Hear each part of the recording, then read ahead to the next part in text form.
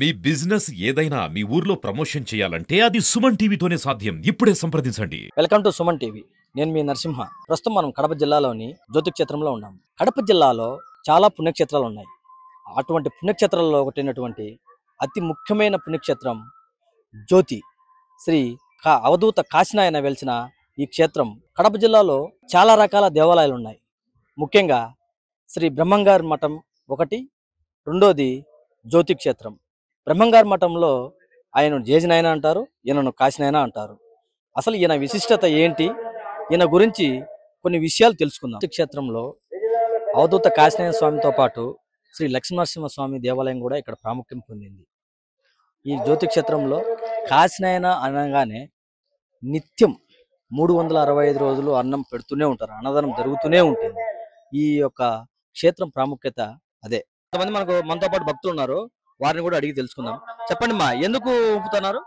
కాశీరెడ్డి నాయనను ఊపుతున్నాం, మాకు సంతోష పెట్టాలని. దేనికి? పానాలు బాగాలేకుంటే ఊపుతున్నాం, బాగా కావాలని. మనతో పాటు కొంతమంది భక్తులు ఉన్నారు, వారిని కూడా అడిగి తెలుసుకుందాం. చెప్పండి సార్. కాశీనాయన మామూలుగా మానవుడుగా తిరుగుతూ భక్తులు అందరికీ రూపాయి బిళ్ళలు ఇచ్చుకుంటూ పోతూ ఆకలేవాడికి అన్నం పెట్టమని, పాడుబన్య గుళ్ళు పునరుద్ధరించమని భక్తులందరికీ సలహాలు ఇస్తూ 4 జిల్లాల్లో తిరిగి లాస్ట్కు 1995లో ఈ జ్యోతిక్షేత్రంలో వచ్చి జ్యోతి లక్ష్మీ నరసింహస్వామి సన్నిధిన ఆయన పరమదించినారు. ఆయన పరమదించింది మొదలుకొని దాదాపు 29వ ఆరాధన. ఈరోజు ఆయన ఎక్కడుండినా కూడా ముఖ్యమైనది అన్నదానంతో ఆయన స్టార్ట్ చేసిన అన్నదానము చాలా ఇదిగా జరుగుతుంది.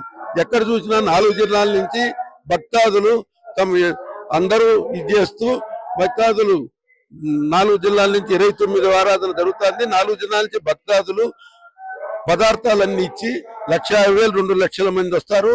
29 ఆరాధన ఇప్పుడు ప్రారంభమైంది. 28 ఆరాధనలో ఎలాంటి ఇప్పుడు అపశకునాలు జరగకుండా మహానుభావుడు జరుపుకుంటున్నాడు.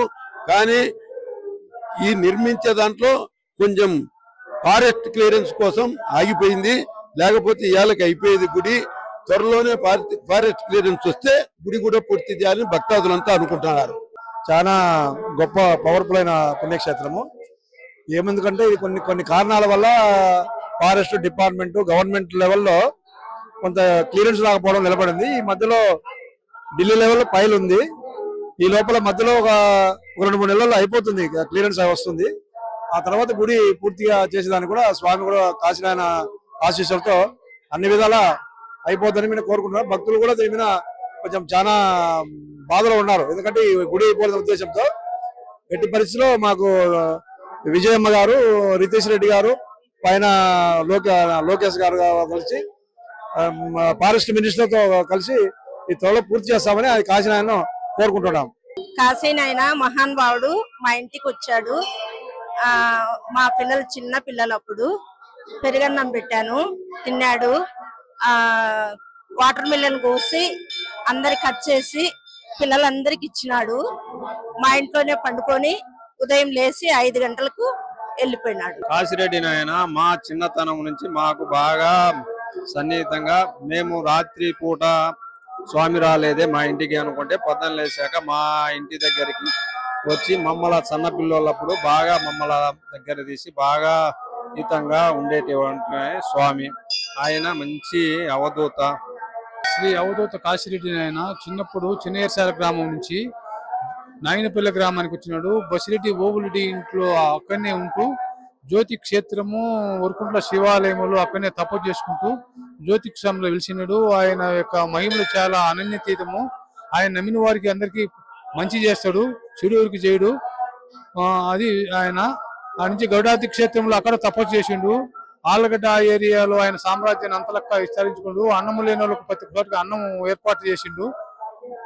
అది కాశీరెడ్డి నాయన. మేము ఆయన అంతటా ఉన్నాము. మా తల్లి గారైన లక్ష్మమ్మ గారు కాశీరెడ్డి నాయన శిష్యురాలు. ఇదే స్వామివారి జీవ సమాధి. ఆయన చనిపోయిన తర్వాత ఇక్కడనే ఆయన సమాధి అయినటువంటి ప్లేసు. కాశీనాయన నెల్లూరు జిల్లా ఉదయగిరి మండలం బెడుచుపల్లి గ్రామానికి చెందినటువంటి వ్యక్తి. అక్కడి నుంచి ఇక్కడికి వచ్చి ఇక్కడనే స్థిరపడి ఇక్కడే చనిపోయి ఇక్కడే ఆయన్ను సమాధి చేయబడింది. మనతో పాటు ప్రస్తుతం ఆలయ ప్రధాన అర్చకులు స్వామివారు ఉన్నారు. వారిని కూడా అడిగి తెలుసుకుందాం. ఆయన ఇక్కడ జగద్గురు కాశిరెడ్డి నాయన జ్యోతి క్షేత్రము సమాధి అయినటువంటి ఈ యొక్క క్షేత్రము. స్వామివారు ఇక్కడ నెల్లూరు జిల్లా ఉదయగిరి తాలూకా బెడ్స్పల్ అనే గ్రామంలో సుబ్బారెడ్డి కాశమ్మ అనేటువంటి దంపతులకు స్వామి ఆ మహాపురుషుడు జన్మించాడు. స్వామివారు తల్లిదండ్రులు మరణించినంత వరకు గృహస్థాశ్రమం అంటే తర్వాత వైరాగ్యంతో స్వామివారు బయటికి బయలుదేరి ఆ యొక్క భగవంతుడు ఆయన జన్మించిన టైంలోనే దైవ సంపూర్ణంగా జన్మించినటువంటి వాడు కాబట్టి ఆయన ఏం చెప్పినా ఆయన వాక్కు ఫలిస్తూ ఉండేది. అందుకు స్వామివారు ఈ ప్రాంతంలో కొన్ని రోజులు పిల్లలకు చదువు చెబుతూ ఆ యొక్క మహిమలు చూపుతూ కొంతకాలం ఈ వరికొండ నాయనపల్లి గ్రామాలలో ఈ ఊర్మాల ప్రాంతంలో తిరిగారు. తర్వాత ఈ నుంచి గరుడాద్రి అనేటువంటి క్షేత్రం చేరుకొని అక్కడ స్వామి తపస్సు చేసి నరసింహస్వామి వారికి ప్రత్యక్షము. స్వామివారి జీర్ణోద్ధరణ అనేటువంటిది కోరి ఈ యొక్క కిలపడినటువంటి జీర్ణోద్ధరణ చేయాలటువంటి సంకల్పంతో స్వామివారు ఆయన కోరినాడు. 1995 డిసెంబరు 6వ తారీఖు దత్త పౌర్ణమి రోజు శ్రీ స్వామివారు జ్యోతి క్షేత్రంలో సమాధి స్థితి పొందారు. స్వామి ఆ యొక్క జ్యోతి అనేటువంటి దానికి ఆ యొక్క జ్యోతిని స్వామి ఆ యొక్క హృదయంలో చూపించి సమాధి స్థితి పొందడం అట్టు జరిగింది. స్వామి ఆయన ఎక్కడికి కావాలనుకుంటే అక్కడ ఆ యొక్క వాయువేగంలో స్వామి ప్రవేశించేటువంటి వాడు. జనాలు విపరీతంగా ఆయన దర్శనం చేసుకున్న తర్వాత ఆయన ఎక్కువ ఇబ్బందికరం అయితే అప్పుడు ఆయన అదృశ్యమైపోతూ ఉండేవాడు. మనం పిలిచినప్పుడు రాడు కానీ స్వామివారు తనకే తను మన ఇంటికి వచ్చి ఆయన దర్శనం ఇచ్చేటువంటి వాడు. ఆయనకు ఇక్కడ జ్యోతి క్షేత్రంలోకి వచ్చిన తర్వాత అన్నపూర్ణేశ్వర స్వామికి భూమిలో గొప్పగా ఇప్పుడు జరిగింది.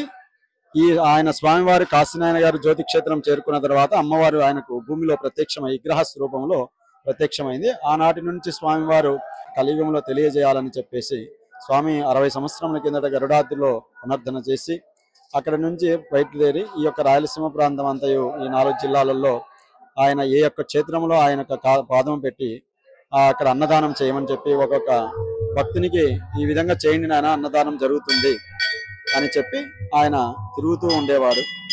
స్వామివారు ఆయన ఎక్కడ ఆయన ఎవరైనా ఉండి స్వామి ఈ పరిస్థితి ఎట్లా అంటే జరిగిపోతుంది ఆయన మీకు ఏం కాదని చెప్తూ ఆయన మహిమలు చెప్తూ ఆయన వర్షం రావాలంటే వర్షం వచ్చేది, పిల్లలు కావాలంటే పిల్లలు కలిగేటువంటిది.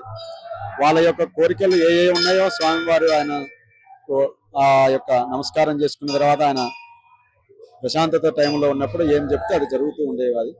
స్వామి గొప్ప సంపన్నుడటువంటి వాడు. ఈ యొక్క కలియుగంలో స్వామివారికి అన్నదానం అటువంటిది నేర్పించి ఈ యొక్క అహోబిల క్షేత్రం కానీ ఈ యొక్క జ్యోతి క్షేత్రం కానీ బ్రహ్మంగారి మఠం కానీ స్వామివారు 12వ పట్నంగాలని బ్రహ్మంగారు చెప్పినారు. స్వామివారు అన్నదాన ప్రభు ఈ యొక్క జ్యోతి క్షేత్రంలో వెలిసినాడు. ఇక్కడ స్వామివారు 95లో స్వామి సమాధి అయినప్పటి నుంచి వేలాది మంది లక్షలాదిగా స్వామివారి దర్శనం కోసం వస్తూ ఉంటారు. వాళ్ళ కోరికలన్నీ తీరుతుంటాయి. స్వామివారు ఆయన ఎవరెవరికి వాళ్ళ యొక్క సంకల్పంతో వాళ్ళు ఏ విధంగా వాళ్ళు ఆయనను ప్రార్థిస్తారో ఆ విధంగా ఆయన వాళ్లకు ప్రత్యక్షమై వాళ్ళకు ఆ యొక్క కోరికను తీరుస్తా ఉన్నాడు. గొప్ప సంస్థానం ఏమైందంటే స్వామివారు ఇక్కడ ఈ యొక్క సన్నిధానంలో స్వామి లాకేత్వం తా కొమ్ముందనేటువంటి పదాన్ని మాకు చెప్పాడు స్వామివారు. ఆయన లేదు అనేటువంటి పదం లేకుండా సంకల్పం ఎవరైతే మంచి సంకల్పంతో వాడు ఏం చేస్తాడో అది పూర్తిగా నెరవేరుస్తుందని కూడా మనకు చెప్తూ వచ్చాడు స్వామివారు. స్వామి ఒకటి ఈ ఆలయ నిర్మాణం ఎందుకు ఆగిపోయింది?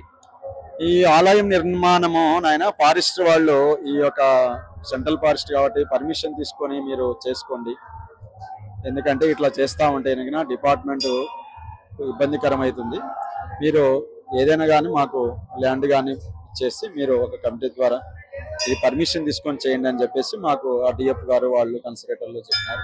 దాని ప్రకారం మేము కూడా భూమి నందు ఫైల్ సబ్మిట్ చేసినాము కమిటీ ద్వారా. కాబట్టి కొంత టైం వరకు అది పడుతుందని చెప్పేసి మేము చూస్తున్నాము. స్వామి నాయన దయ వల్ల పర్మిషన్ వస్తుందని తొందరగానే మేము మా యొక్క సంకల్పంతో మేము ఉన్నాం. ఇటీవల పవన్ కళ్యాణ్ గారు జిల్లా పర్యటనకు వచ్చినప్పుడు కొంతమంది మన బద్వేలికి సంబంధించిన టీడీపీ నాయకులు కూడా పోయి కలిశారు ఇదే సమస్యపై. అక్కడి నుంచి మీకు ఏ విధంగా సమాధానం వచ్చింది ఆయన దగ్గర నుంచి? ప్రాబ్లం ఉండేది. తర్వాత ఆయన ఈ యొక్క లోకల్ లీడర్లు కలెక్టర్ గారు చెప్తే ఈ కార్యక్రమం వరకు బస్సులు పంపిస్తున్నారు. కానీ ఏంటంటే మాకు నిరంతరం బస్సులు అటువంటిది సౌకర్యం లేకపోతే ఎంతో దూరం నుంచి ఇప్పుడు హైదరాబాద్ కానీ, బెంగళూరు కానీ, మెడ్రాస్ కానీ ఇట్లా స్వామివారి భక్తులు వేల మంది ఉన్నారు.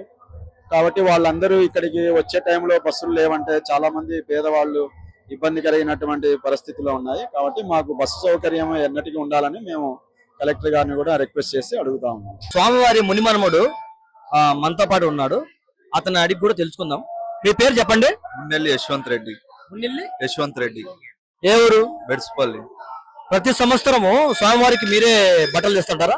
మా పెదనాన్న మేమే వస్తాం. ప్రతి సంవత్సరం స్వామివారికి బట్టలు వీళ్ళ కుటుంబం నుంచే తీసుకొస్తారన్నమాట. ఈ రోజు ఏదైతే ఆరాధన జరుగుతుందో వీళ్ళ ఫ్యామిలీ నుంచి వీళ్ళు తీసుకొచ్చి బట్టలు ఇస్తారనమాట ప్రతి సంవత్సరము. అది ఆనవాదిగా ఈ గడిచిన 20 సంవత్సరాల నుంచి అదే నడుస్తుంది అనమాట. ఫారెస్ట్ డిపార్ట్మెంట్ వాళ్ళు కూడా ఇక్కడ పర్మిషన్ ఇవ్వలేదు, దానివల్లనే కొద్దిగా ఆలయ నిర్మాణం కూడా అయిపోయిందని అంటున్నారు. కొన్ని మీ వంశస్థులు అయ్యండి, మీరు ఏమైనా ప్రయత్నాలు చేశారా? చాలా ప్రయత్నం చేశారన్న. జగన్మోహన్ రెడ్డి గవర్నమెంట్ ఉన్నప్పుడు కానీ చాలా సార్లు ఎంపీ అవినాష్ రెడ్డి గారితో కలిసి లెటర్ ఇచ్చారు. ఆయన త్రూ జగన్మోహన్ రెడ్డి గారిని కలిసి చెప్పాము. గవర్నమెంట్ చేంజ్ అయింది. ఇప్పుడు సీఎం చంద్రబాబు నాయుడు గారితో కానీ ఆల్రెడీ మాట్లాడుతున్నాము.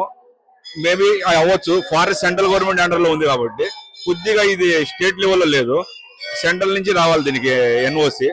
అది ఫారెస్ట్ డిపార్ట్మెంట్ నుంచి ఇంకా రాలేదు. అయ్యేదానికి 99% ఛాన్సెస్ ఉన్నాయి. ప్రయత్నం అయితే డెఫినెట్ చేస్తున్నాం అనమాట. గట్టిగా చాలా సార్లు రిపిటేషన్ ఇస్తూ ప్రతి సంవత్సరం రిమైండ్ చేస్తానే వస్తున్నాము. తొందరగా ఇది క్లియర్ అయితే స్వామివారి గుడి కంప్లీట్ అవుతుందని. కొద్దిగా టైం పడుతుంది, కంప్లీట్ అయితే అవుతుంది, ఖచ్చితంగా అవుతుంది. ఇటీవల జిల్లా పర్యటనకు డిప్యూటీ సీఎం పవన్ కళ్యాణ్ గారు వచ్చారు. వారితో కూడా ఈ మన బద్వేల్ నియోజకవర్గమైనటువంటి టీడీపీ ఇన్ఛార్జీలు కూడా పోయి కలిశారు. దానిపై సమాధానం ఏమొచ్చిందని మీరు అనుకుంటున్నారు? పవన్ కళ్యాణ్ గారికి కొద్దిగా ఈ పార్టీలో కొద్దిగా అంత స్ట్రాంగ్ లేదు ఇక్కడ. అయితే అతనికి చెప్పారు చాలా మంది, అంత రెస్పాండ్ కాలేదు. చంద్రబాబు నాయుడు గారితో ఒకసారి కలిసి చెప్తున్నాము. కాకపోతే చంద్రబాబు నాయుడు గారు కొద్దిగా పాజిటివ్ గానే ఉన్నారు. మేబీ అవ్వచ్చు, తొందరగానే అవ్వచ్చు ఈ ప్రాబ్లమ్. మనతో పాటు కొంతమంది భక్తులు ఉన్నారు, వీళ్ళు చాలా దూరాల నుంచి కూడా వచ్చారు. వారిని కూడా అడిగి తెలుసుకుందాం. స్వామి, ఎక్కడి నుంచి వచ్చారు? కర్నూలు జిల్లా పత్తికొండ తాలూకా. ఎందుకు వచ్చారు స్వామి? మేము గత 16 సంవత్సరాలుగా కాశీనాయన మాలేస్తున్నాం. మా ఏరియాలో ఉండేవాడు అంటే ఆయన కాశీనాయన అని. మా ఏరియా అంతా తిరిగినాడు, రాంపల్లి అదంతా నివాసం ఉన్నాడు ఆయన. అక్కడి నుంచి ఇక్కడ వచ్చినాడు అని చెప్పేసి నమ్మకం మీద ఆయన ఇష్టం మాకు చాలా బాగుంది కాబట్టి వస్తున్నాం. ఈ మాల వచ్చేసి కాశీరెడ్డి నాయన మాల వేస్తున్నాం. ఎన్ని రోజులు వేస్తారు మేడం? 16 నుంచి 40 రోజు వేస్తాం. 40 రోజు కొంతమంది వేస్తారు, 20 రోజు కొంతమంది వేస్తారు. మాకు బాగుంది కాబట్టి వేస్తున్నాం. ఎక్కడి నుంచి వచ్చారు? కర్నూలు జిల్లా దేవనకొండ మండలం పీకోటకొండ గ్రామం. ఇక్కడ పుణ్యక్షేత్రం ఉందానికి కాశీనానది. ఆయన చాలా మహిమ గల 12 ఏళ్ళు తపస్సు చేసినాడు. ఆయన కోరిక మేరకు భక్తులు ఎంతో అన్నదానం కోసం శ్రమించి ఎక్కడున్నా నా పేరు తలుసుకొని అన్నదానం కోసమే నేను ఎక్కడున్నా అన్నము అనేది కొరత లేకుండా ఉండాలని ఆయన తపస్సు చేసినాడు. ఆయన ఉన్న చోట ప్రతి చోట అన్నం అనేది నిరంతరం జరుగుతూనే ఉంటుంది.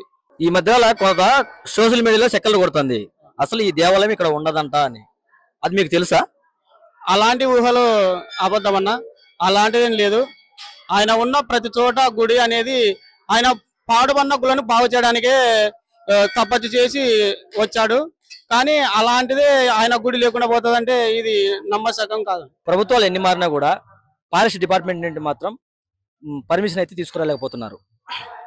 ఏ పార్టీకి సంబంధించి కానీ, ఏ ప్రభుత్వానికి సంబంధించి కానీ ఇంతవరకు అయితే పర్మిషన్ తీసుకోలేకపోతున్నారు.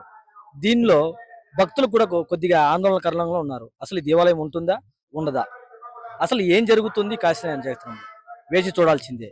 కెమెరామెన్ రామ్తో మీ నరసింహ, సుమన్ టీవీ.